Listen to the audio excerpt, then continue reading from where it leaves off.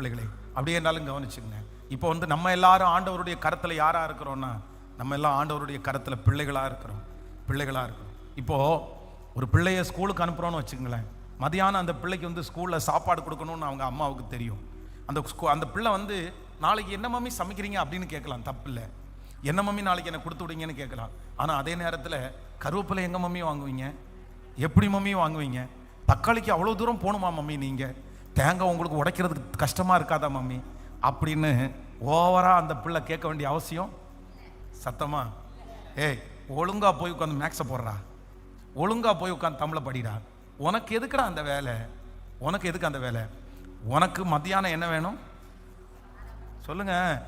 உனக்கு மத்தியானம் சாப்பாடு வேணும்னு கேட்ட உன் டப்பால சாப்பாடு வந்துடும், அவ்வளோதான் உனக்கு தேவை. நீ சின்ன வயசு, உன்னுடைய யோசனை வந்து இதெல்லாம் யோசிக்க வேண்டியதில்லை, அதெல்லாம் யார் பார்த்துக்கிறது எனக்கு தெரியும் அப்படின்னு ஒரு அம்மா சொல்லுவாங்க. அதே போல தான் ஆண்டவரும் உங்களையும் என்னையும் பார்த்து சொல்கிறாரு, நீங்கள் கேட்க வேண்டியது மட்டும்தான் நம்முடைய வேலை, அதை குறித்து யோசிக்க வேண்டிய வேலை யாருடைய வேலை? கேட்கல? நம்மளை எவ்வளோ அழகாக யோசிச்சு ஆண்டவர் படைச்சிருக்கிறாரு, எவ்வளோ யோசிச்சிருப்பாரு. வேதம் சொல்லுகிறது அவர் யோசனையிலே பெரியவர். அவர் யோசனையிலே பெரியவர் அப்படின்றது வேற எதுலையுமே தெரியாது.